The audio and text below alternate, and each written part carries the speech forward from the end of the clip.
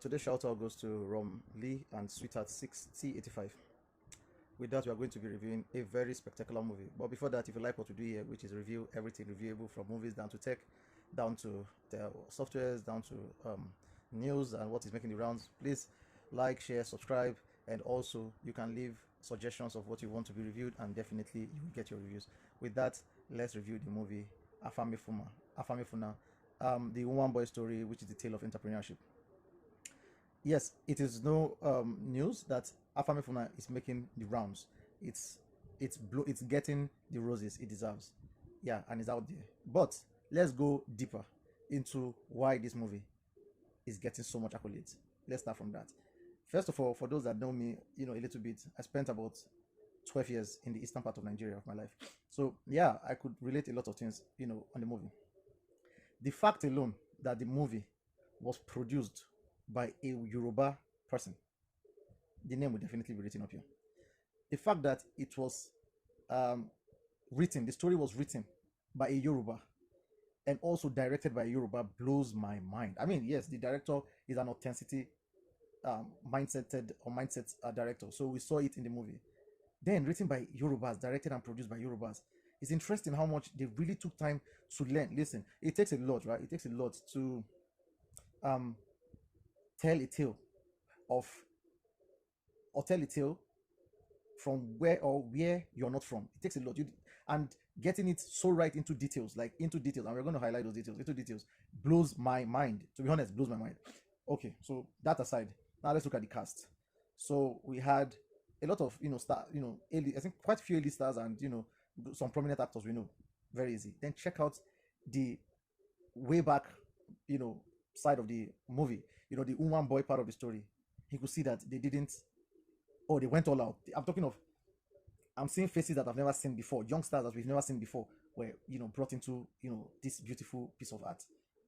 Then we also have to draw the attention of people that the one of the boys from the movie, Madam Koi Koi, who allegedly RAPE, um, ladies that were tagged to them to study together, the main gang leader sort of, was actually one of the youngsters that was an one boy with Kanayo, and that was beautiful. Then it is just so. This is what I'm talking about when you hear me say we need good story writers. This is what we are talking about. Then the directors, these guys went all out. See, you won't understand. Look at Shegun Arinze, like playing a northern character and also vibing Igbo.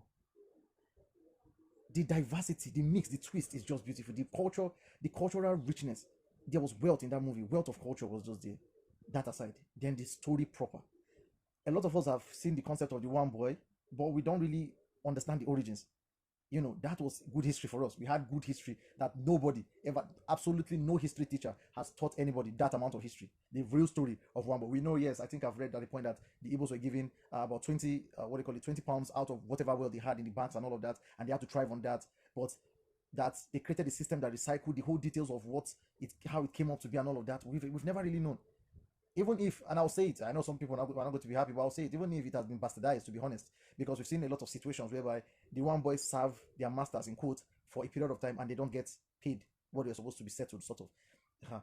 They actually, for some sheer miracle, couple of months to when they are finishing their supposed period of service with their boss or their master, they get framed for one crime or offense or the other, and the master gets angry and decides not to pay them, which has really um, what they call it, which has really corrupted the whole system of the one boy system, which used to be a thing that's recycled wealth, but now it's being bastardized because of greed, which is so sad, And that aside, then you could see the relationship between the one boys and their masters.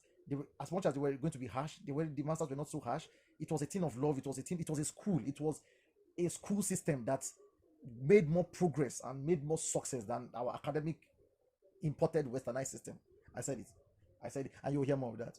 So this is it. I won't say so much. I thank God I haven't said so much.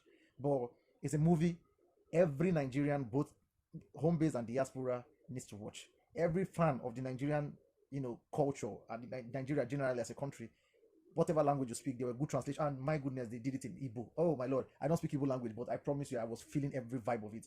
Then put it in there, like, you know what? 10 over 10. Say whatever I want to say. Bring your criticism.